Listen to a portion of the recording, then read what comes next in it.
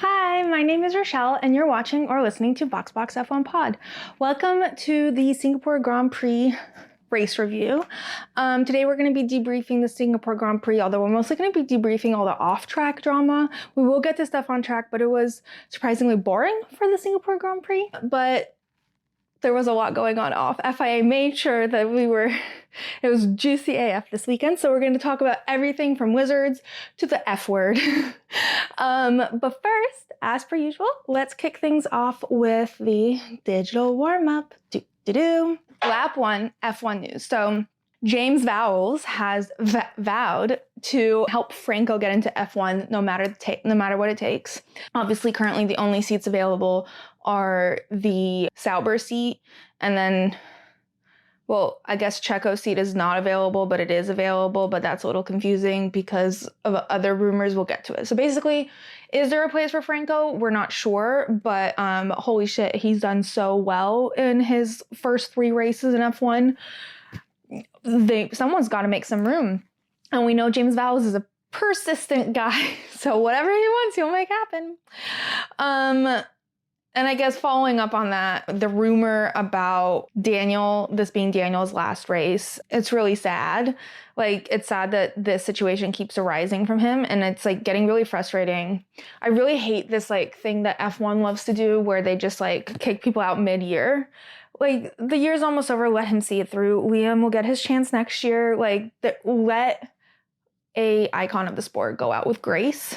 Do you know what I mean? Like, instead of embarrassing him like this, it's like embarrassing enough that he's not performing as well as we all know he can or could at one point. So it's just like, just let him ride it out. But yeah, the rumors are that this will be his last race. Also, so sad to do it right before Austin, like his favorite race ever. At least let that be his home race. But everyone was talking this weekend like the announcement is imminent. So I guess we'll just have to take it as it comes. In other news, I guess I'll keep talking about the Red Bull family. It seems that Christian Horner has said in an interview that the issues that the Red Bull is having now have actually been what Sergio has been complaining about this entire year. But because Max kept winning, they ignored him. And now I guess they don't know why necessarily it's starting to affect Max's car now, unless the implication is that now Max is starting to perform worse, and therefore now the issues with the car are coming to light. Not entirely sure, but basically the upgrades that are causing all these issues were implemented long ago, and that's when Checo started having issues, is moral of the story. And that's insane that they just ignored Checo because Max was winning.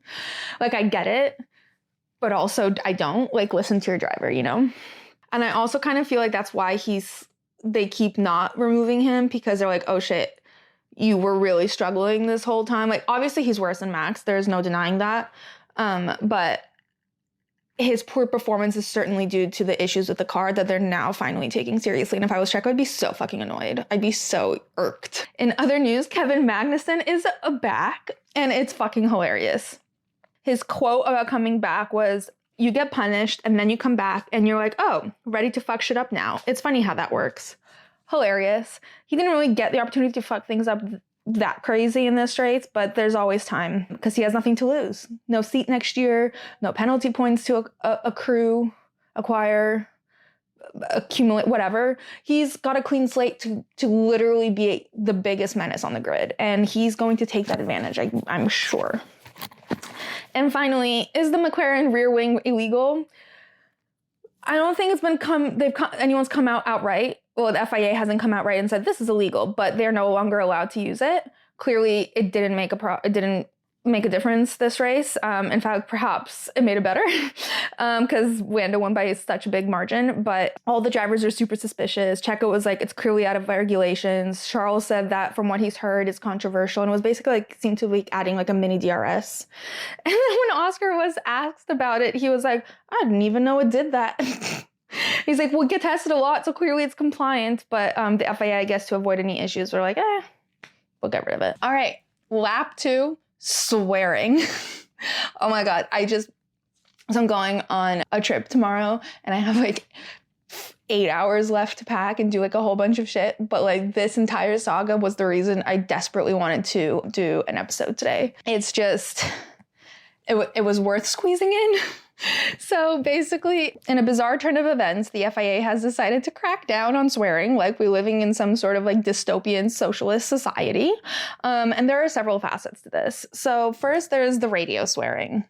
So like this got kickstarted by the FIA's president, Mohammed, doing an interview where he said, I mean, we have to differentiate between our sport, motorsport, and rap music, Ben Soyam said. We're not rappers, you know. They say the F word how many times per minute? We are not on that. That's them, and we are us. That's the quote that's been circulating the most. He does go on to say that he knows what it's like to be in the heat of the moment, but says that the drivers need to watch themselves because they have a responsibility to the viewers and the possibility that children are watching, and like what happens if like a family's sitting down and they just start swearing. First of all, the broadcast is slightly delayed, so they can bleep out all the swearing. So there's not actual like direct curse words flying at poor little innocent kids. But that's fine. The drivers were not particularly happy about the comments about swearing on the radio. Lewis went so far as to say that there's a racial element to his choice of words, considering most rappers are black, and that 100% may be true, but I think what's more likely is that that's the only like pop culture example that Muhammad could like think of. So he's like, ooh, who swears? Rappers swear? Who else? No one else swear? Just like regular people swear all the time? Okay, let me refer rappers. I can't just say like we're motorsport. We're not just like the average person, because that's crazy. But it's probably a combination of both, honestly. Max said that the issue isn't the driver swearing, it's the fact that they're being broadcasted, and that if most athletes were mic'd up, you would basically be hearing the same thing, because when you're competing at such a high level and the adrenaline is rushing and you're stressed and all of this stuff, you swear, like you just do. And like whenever like the NFL players, on the rare occasion they're mic'd up, they like always start with like, ooh, I'm on mic, don't swear, like, because they're always swearing. And it's hard to watch yourself, especially when you're like in the heat of the moment. And also, why should they? That's how they express themselves. That's how they get their frustration out. Also, there's like a whole language barrier thing, right? Like Yuki learned English with swearing being like naturally built into it. Like he didn't know people don't go around saying fuck, shit, balls like all the time. Apparently in the Netherlands, it's really common to swear, and it doesn't have as much of an impact as it does like in the English language, for example. Like they also don't bleep it out on TV. So there's like a different level of, it's just different in every country, the way how swearing is approached. But also Max was basically like, if you don't want us to swear, don't broadcast us, because we're all going to swear. That's just the nature of it. Like we're adults, we're not little kids. You can't like tell us to not swear. And children are going to grow up and swear regardless whether they hear us doing it or not. So like whatever, which is a very Max response. None of the drivers liked it. However, following that was another issue that I don't actually think is related to the comments about swearing on the radio. I think it was just a coincidence that it happened to follow each other, although I guess they did say the FIA is cracking down on swearing in general, not just on broadcast, so like whatever. But basically, in the press conference on Thursday, the like general media day press conference, Max responded to a question about his car, saying that his car was fucked. And the FIA did not like that. He got called to see the stews, where they issued a reprimand and basically said he had to complete work of public interest for using language not suitable for broadcast. So from what I understand, the drivers generally don't swear in press conferences. Their frustration with the quote given by the FIA was that they were trying to control them in a heat of the moment environment. Like you can't control what they're doing on the radio. Most of them don't usually swear when they talk to the press. And Max basically just slipped up, is what it sounds like. I think Lewis was like, we all make mistakes. Even Max was like, I slipped up, because they usually don't say the F word, but in that case. And he was also like, I didn't actually like say it at a person. I wasn't like yelling at someone. I wasn't angry. I wasn't directing it at a human. I was talking about the car. So it's not like I was behaving poorly. He just slipped up and said fucked in the interview, instead of saying the car was like screwed or whatever. So to give him community service for that, like had he gone on a like swearing tirade against one of the reporters, that's another thing. He was like it's actually insane. And The response to it has been like hilarious. Like the uproar it has caused, everyone thinks the FIA is a giant joke. The memes that have come out, the jokes that have come out, everyone is like on one. The drivers are basically like, they all think it's hilarious, but they also think it's ridiculous. Apparently the WhatsApp chat was blowing up. Like they were all popping off in there like, what the fuck? Another funny response that happened was F1 posted a video, I think it was in free practice, maybe it was in qualifying, but I think it was in free practice, where Franco Colapinto was like racing Max on Max's off lap, like overtaking him basically, and then Max like turned on the radio and like started like giggling at him doing that, and it was just like a really cute moment. And they posted it, and Colapinto commented and wrote, "Penalty, he's laughing." So it's just become this giant joke. But my favorite part is that Max, there is no like fury like a petty Max Verstappen, and he basically like, it feels like he did everything humanly possible to get his tractor of a car into the top 3 qualifying spots just so he could be at the qualifying press conference. Because he qualified P2 somehow, and he just goes to the press conference and gives like 2-3 word answers to everything. And Lando the entire time is just cackling at Max's reaction. Like he's either like full on laughing or like really trying to hide his laughter. I do need to point out that Max took a moment to clarify that his behavior wasn't directed at the moderator or at any of the reporters, and he didn't want to upset anyone. He just like, I like that he took a moment to make it clear, like, I'm being a twat right now, but this is not at you. I'm sorry, you are like collateral damage. So the reporters kept trying to ask questions until finally Max was like, I don't know if I can answer these questions because I don't know what's going to happen to me. And one reporter was like, will you answer our questions outside? And Max was like, thumbs up. And the reporters, I think, finally gave up and just focused on Lando and Lewis. And then at the end, one reporter was like, do you think you're going to get in trouble, Max, for not answering questions during this press conference? And Max goes, I'm answering. There's just like a problem with my voice. And then he puts the mic down because the conference is over. But I think it picked up him going, no problem with my balls, though. And Lewis is trying to be like very demure, very put together, but I think he thinks it's funny too. And Lando just like cannot help himself. He's sitting there like dying of laughter at Max's behavior. And the best part is that Max held his word. And after the press conference, he met with all of the journalists outside and answered all their questions. And there's a picture of him like standing in the center, and he's just surrounded by like 50 journalists with mics shoved in his face, and he's calmly answering all the questions. And there was a rumor, I didn't see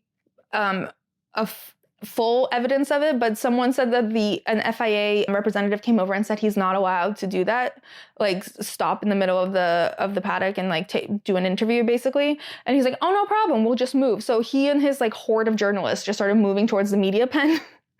It was great. 10 out of 10 response. Like, Max thrives when he's allowed to be petty, and everyone's backing him up now. And you see, this is what like kind of annoys me, is because there's a lot of comments being like, don't like Max, but respect this. Like, never been a fan of Max, but now I'm rethinking it. Max has always been like this. Max has always been like very direct, very straightforward. If something pisses him off, he's very clear about it. You just didn't like the things he was angry about before, but he's always behaved like this, and I love it. And he's also joined a very long line of sticking it to the man when it comes to the FIA and F1 drivers. Last year, if you remember, there was, or maybe it was 2 years ago with Seb, when they like released a rule about their underwear or something. They could only wear a specific type of underwear or something. So Seb walked through the paddock with a pair of briefs on top of his tracksuit. And then there was a time that the FIA like came down on wearing jewelry. And of course, the person wearing the most jewelry is Lewis Hamilton. So that felt a bit pointed. So he showed up the next day to the press conference wearing like 3 watches and like every piece of jewelry he owns. And I thought it was incredible. So I love this long story tradition of like really telling the FIA to shove it. And when Lewis was asked what he thinks of Max's community service, he said he thought it was a bit of a joke. And if he was Max, he wouldn't do it. And he hopes Max doesn't either. I think Max has 0 plans of doing this community service, regardless of what it may be. Do I think Max would be opposed to community service in general? Absolutely not. Do I think he's opposed to this because the FIA said he has to do community service because he said, my car's fucked? 100%. No, I don't think anyone thinks he should do it. It's ridiculous. All right, lap 3, off-duty F1. Mercedes has finally done the best piece of content they've ever done. I don't know why it's taking them this long to do it. Maybe they couldn't get Lewis to agree, but they basically let Lewis and George loose in like a room with like all of Tommy Hilfiger's clothes and said, dress each other. Fucking hilarious. Lewis immediately went for the most streetwear type things he could find.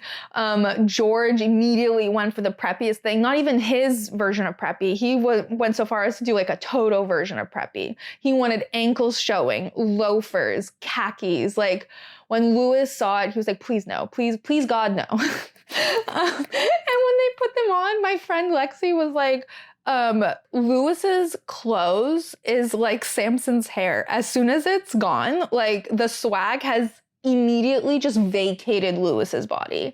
He looked so lame. Like the pants were like up to his belly button. He literally went, I've never worn my pants this high. He like had to roll up the pants because they were too long. And so you could see the ankles. He had the loafers with no socks. He had the tucked in shirt. And then he like found this like Tommy Hilfiger like neon orange vest and like a really baggy t-shirt and really baggy jeans that he put on George. And George looked so bad. Like it was like, it just so tragically did not work. It was hilarious. And someone was like, what kind of boy band are you guys? And Lewis goes, we're wrong direction.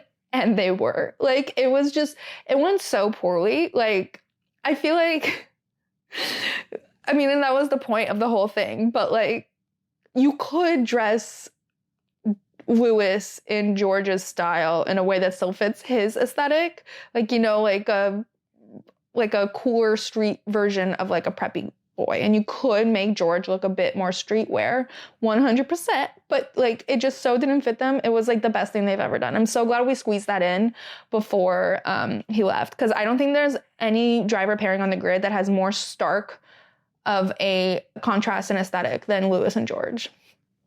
There was a cute clip of Carlos and Charles in the car, and Carlos was like just singing every national anthem. He like sang the Singapore national anthem, then he sang the Azerbaijan national anthem, and then he sang like the Italian national anthem. He just was on a roll, and Charles was like, how do you remember all of these? I know the Monegasque and the Italian. It's just such a Carlos thing to just know all the anthems.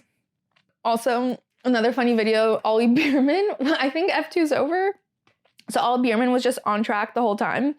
And he was just doing like, it's like he had like an internship at F1. He did a photography thing. Like he went through and was doing all the photography. Then he worked as the social media admin, posting a bunch of tweets. And then he did some trackside reporting. And the trackside reporting like really took me out. The trackside reporting really took me out because he's like taking pictures of the cars going by. And he keeps turning around to the camera going, oh my God, like they're so fast. And he looks genuinely shocked at the speed of these cars. And it was really funny because he's usually the one driving them really fast. It was just cute. And another thing he did, he was doing some commentary with Will Buxton, and they're doing some commentary, and Ollie tries to do a Cars reference to Guido changing the wheels super fast, and Will and the other guy just like blink at him, and then Will's like, oh yeah, like in NASCAR when they change like 2 wheels at a time, and then the other guy's like, oh yeah, for sure, and they like start trying to like follow up on Ollie's comment, and Ollie goes, I don't know if you guys got that Cars reference. Maybe you're too old. And Will's face looks genuinely offended. Like he just like leans back and he's like, what the fuck? And then he elaborates. He's like, oh, of course, Cars. I know Cars. I'm not entirely sure Will was on the same page. Like everyone knows Guido. Remember that one Ferrari mechanic that had him tattooed on? 10 out of 10. In other news, Oscar was asked if he had a chance to celebrate. And he said, no, unfortunately, he had no time. And he was also humbled very quickly when George Russell beat him in a world championship game of Uno, which is hilarious. And also, I feel like George Russell would be very good at Uno. Also, there was, you know, the stage thing. I really need to know what that's called because every time I try to talk about it, I have no idea what that event is called. But when they're on stage with fans, the fan stage thing, They were all asked if you had to pick one driver to do an escape room with, who would you pick?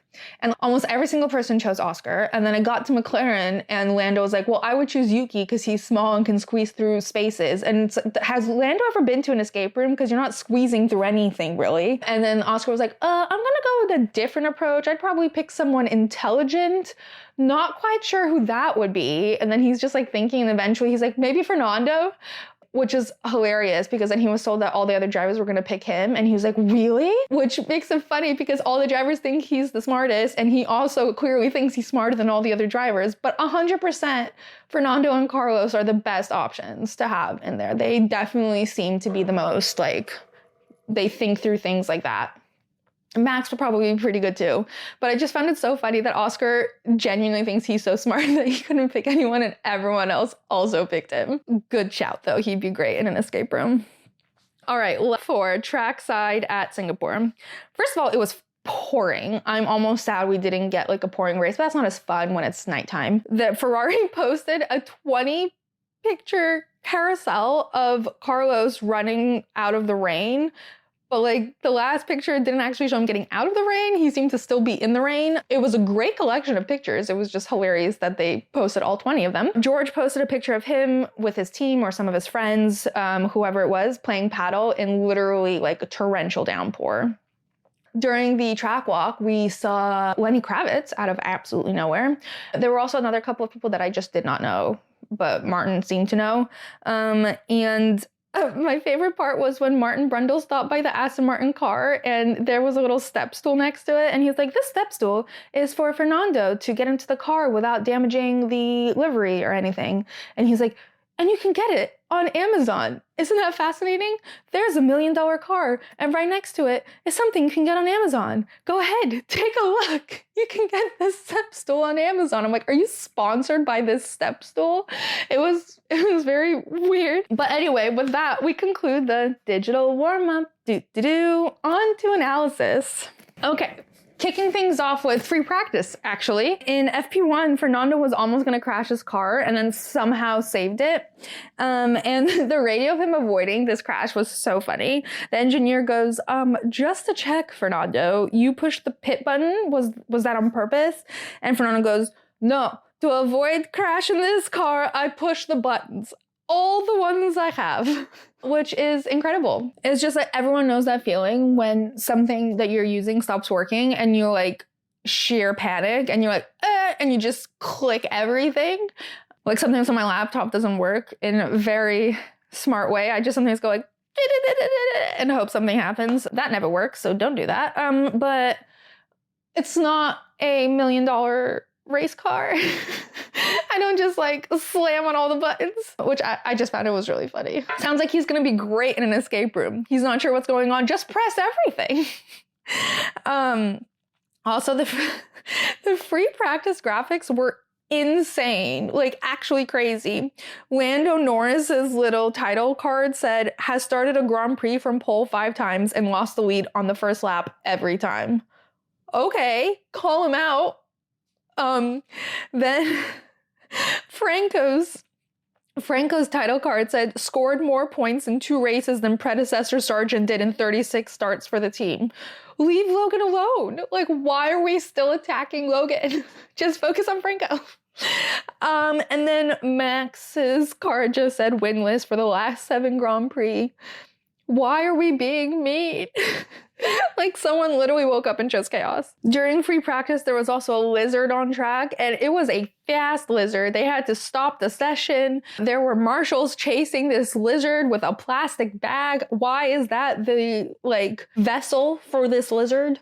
Is Singapore not, after all these years, prepared to catch a lizard on track? Should we have like a lizard wrangler ready on track to catch a freaking lizard? There's these marshals just chasing these lizards going as fast as fucking possible. For sure, went purple. It was just... It was very funny. It happens every year. I'm surprised they're not more prepared. At least it only happened during free practice and the race wasn't stopped because a freaking lizard was on track. During quali, Lando got pole. Charles's lap time got deleted for exceeding track limits, and Carlos had a giant crash, which he fully took blame for. He just lost lost a rear or something and couldn't save the car. And it's just so, the tires are so unpredictable on this track. And it was a really aggressive crash. Very impressive that they fixed the car. But yeah, it stopped the session and sort of secured Lando the pole. Although I kind of think he had it anyway. So the starting grid is as follows: Lando, Max, Lewis, George, Oscar, Nico, Fernando, Yuki, Charles, Carlos, Alex, Franco, Checo, Kevin, Esteban, Daniel, Lance, Pierre, Valtteri, and Zhou Guanyu.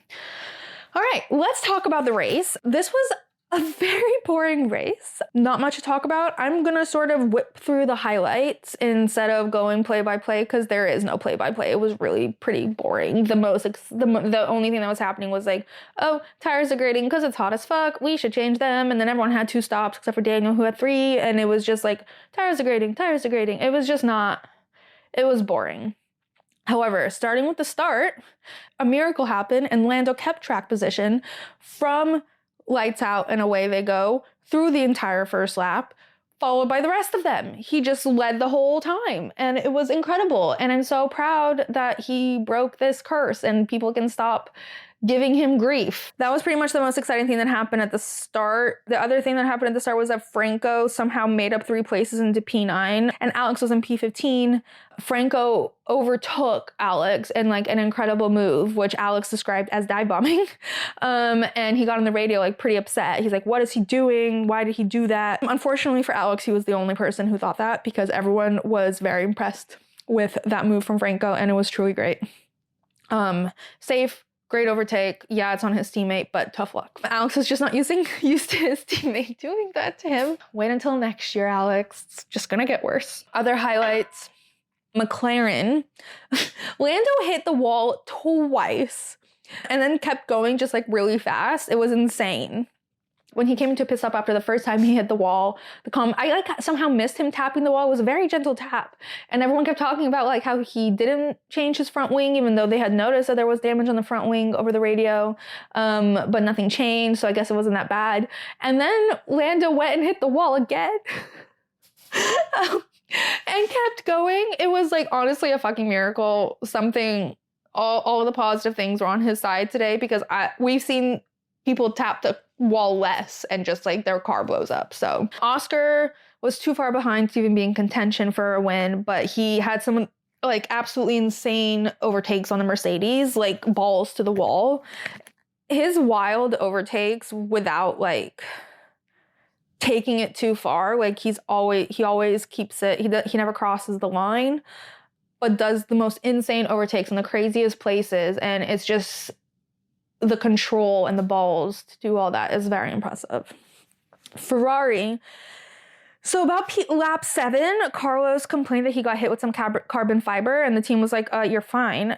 Clearly not though, because somehow he found himself like at the back of the grid. He was like P19 and had to crawl his way back up. So just want to shout out Carlos, because he did crawl his way back up from P19 to P7. And that's not easy in Singapore. Charles also had kind of a crazy race, but it was more about like maintenance. He had to fight tooth and nail the entire time and was basically on George's tail towards the end, like the whole time, but just couldn't quite overtake him, which seems to be a common theme for him. But very impressive that he, like, truly endurance and maintenance in Singapore is like king, and it is like one of the most impressive feats you can do. Even like Lando swerving into the wall a couple of times, he still maintained his lead with like an exceptional gap. So like kudos to him. There was a bit of team orders going on at Ferrari. Carlos got told to let Charles through, but Charles was basically going to overtake Carlos anyway, and it was more like a warning, like, hey, don't make it hard. Just like preserve both of your tires and stuff like that. On to Mercedes. Lewis got really pissy about his strategy like halfway through the race. He first radioed that they pitted way too early, and then later said that the team was killing him with the offset. And they're like, no, we still have so many options. But like, not really, because he finished 6th and started 3rd. So don't blame him for being pissed off, because like, how did they fuck that up? And then George had a great race overall, and also being able to keep Charles at bay for so many laps, very impressive. But the most hilarious part of his race was his radio, where he just randomly got on like halfway, I think, through, and he just goes, I need some encouragement, mate. And his engineer goes, well, here are some traction metrics for you, and then like rattled off some metrics, and like, the commentator said what I was thinking, which is like, I thought he was going to be like, you're doing great, George, way to go. And then Brian was like, no, I think he was actually looking for some metrics. Not sure. I think George was looking maybe for both, but like, if you wanted metrics, he could have said metrics. Like, is encouragement code for metrics, or is that how his engineer expresses love? I've also never heard anyone go on the radio and be like, I need some encouragement. It's, of all the drivers, of course it's George. Of course it's George. All right, let's talk about Red Bull very fast. Max basically had no chance of catching Lando once Lando managed to survive the start and keep his lead. No one could really catch up to Lando, but no one could also really catch up to Max. So he basically spent the whole time sort of alone, just like keeping his tractor of a car in P2. I guess they did change something. I don't think he was fully happy with the car, but it was certainly better. And on Max's radio after the race, Christian tells him that Daniel got fastest lap for him, and Max says, thank you, Daniel. I don't remember if Christian actually said for you, or if that was between the lines and Max was like, picked up on it, but I think it's a weird thing to vocalize on the radio that your sister team that you claim you have no control over has just done a fast lap for you to help in the World Drivers' Championship, which clearly it did. Like, it might not matter at the end, but like, it's close enough that they need every point possible. They couldn't ask Checo to do it because he wasn't, he didn't have a big enough gap to pit and still maintain his race lead where he was at. And they couldn't ask Yuki because same thing. So they asked Daniel, poor Daniel. At least he can leave F1 knowing he helped his buddy secure another race win, a championship win. All right, Franco. Franco pulled, like we already talked about, like an absolutely insane move on Alex from the start, and just like, Franco actually spent a lot of the race in P7, which was very impressive. He ended up falling back into P11, which is fair enough, but even finishing P11 at his first time in Singapore for his third race ever in F1 is quite a feat. And like, everyone just like, I think it's a little different than all the other, when we had people fill in and they did great one race and everyone's like, put them in F1. And then they like floundered and imploded. I don't think that's the same thing here. He's clearly showed that he belongs in F1, and I do hope James Vowles succeeds in getting him a position somewhere. Kylie Minogue waved the checkered flag. That was fun. They were so tired. Lando literally crawled out of his car, like crawled up on top and like stood and like waved his hands, but didn't even like reach them up all the way, and then like crawled over to his team to celebrate and was like half high-fiving them. He was so tired, bless him. They were all so tired and sweaty and just like wiped. They lose like 5 kilograms a race, which I think ends up being like 10 pounds almost. Crazy, insane. Get me in one. And this is also the one they trained the craziest for, because I don't know if you guys remember, but I think Carlos had posted some footage of him training a couple years ago, and they literally just put like a bike in a sauna. They like train in the sauna. It's crazy. In the cool down room, they all watched the video of Lando hitting the wall, and it was hilarious because they're all like doing these sound effects like, ah, ooh, ah, oh. And then Max goes, no way. And Lando like starts giggling and goes, I actually shit myself. And then Oscar goes, so without using any swear words, how did you feel in that moment? And then like puts like a fake mic out to Lando, and Lando goes, I felt funky. And Max didn't laugh. I don't know why. I don't know if he didn't hear Oscar, because that was hilarious. And maybe he's still bitter. I don't know. I don't know why he didn't laugh. I thought it was funny. All right, so the driver of the day. I think all of my honorable mentions were mentioned in my race analysis, but the official driver of the day was Daniel Ricciardo, which is sort of like a bittersweet thing. It's nice of the fans to sort of give him a send-off, since we're not allowed to like send him off properly in Abu Dhabi, assuming all these rumors are true and this is his last race. I did like that Max said in an interview that Daniel should be proud, and few people can say they had a career like his in F1. I think I already talked about this. In case I didn't, I'll cut it out if I did. And that now he can like just chill on a farm somewhere. And I feel like that's Max's dream. I don't think he wants to be on a farm, but he wants to just chill out. And I think he thinks this is a blessing for Daniel, and it probably is. And to be like, it's such a horrible position to be in year after year, to be like, am I going? Am I leaving? Am I staying? Like every race is just like, is this the last one? We don't know. This one does seem like the last one. He got the driver of the day. They gave him fastest lap to help Max, but like still like a send off. I don't know. I feel really bad that his career is ending in this way, but I guess that's life. And I guess Liam, time for some fresh blood. I hope he keeps some sort of like position in F1 though. You know, like maybe a commentary, maybe, I guess that's the only option. Maybe on a team, but not as like as a reserve driver. I think he needs to be used more. Dick in the box, without a shadow of a doubt, is the FIA. Also, can I just say one of the funniest things to come out of this weekend is that Max Verstappen is arguably like the best driver on the grid this season. One of the best drivers in history in general. This year alone, he has had to deal with like domestic drama with Christian Horner stuff at the beginning of the year. Then there's like a very obvious like rift between his father and Christian Horner. Then he gets like a bedtime so that he's not like playing sim 24 hours before a race. Now he's gotten like a shitbox of a car to like drag through a race week after week. And now he's been given, like, he's literally been grounded for swearing one time. Like he actually has to go do community service and like has a punishment for saying fuck. Is he 8? Like, why is he being treated this way? It's like actually been kind of comical. He's like not actually done anything bad. He's actually doing very good at his job. I don't know why he keeps getting in trouble.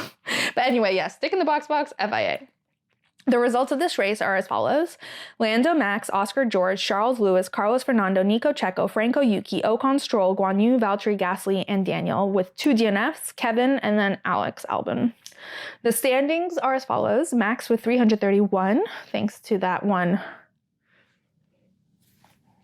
I can speak. Thanks to the fast lap from Daniel. Lando with 279, Charles with 245, Oscar with 237, Carlos with 190, Lewis with 174, George with 155, Checo with 144, Fernando with 62, and Nico with 24. So Lando did a good job of like not necessarily catching up to Max, but creating more of a gap between him and Charles and Oscar, who were really closing in on him in the driver standings. It's going to take a lot for him to win the World Drivers' Championship this year, but you never know. The constructors' points are as follows. McLaren with 516, Red Bull with 475, Ferrari with 441, Mercedes with 329, Aston with 86, RB with 34, Haas with 31, Williams with 16, and Alpine with 13. Oh, and Kick Sauber with 0. So that's it for the Singapore Grand Prix. Not quite as thrilling as we're used to, but the FIA did give us quite a bit of off-track content to keep us going. Thank you, FIA. Now we've got randomly an entire month off before we jet off to the States for the Austin Grand Prix. I did not realize that was going to happen. Why did we do this and have like all those triple headers instead of spreading it out a bit more evenly? Basically another summer break, but it's like fall break, like a few weeks after summer. It's weird. Anyway, make sure you follow at BoxBoxF1 Pod on social media to keep up in between races. This time you'll definitely need to, because who knows what's going to happen in that time. And maybe I'll do an episode in between to fill in the gap that we're randomly found ourselves in. As always, make sure you subscribe, share with any potential boxes, and leave a review if you can. My inbox is always open via email or on social to hear your thoughts, questions, ideas, or just to send me any content you find, because I'm definitely not seeing it all and I want to see it all. Anyway, yeah, next time we're in Austin. Until then, box.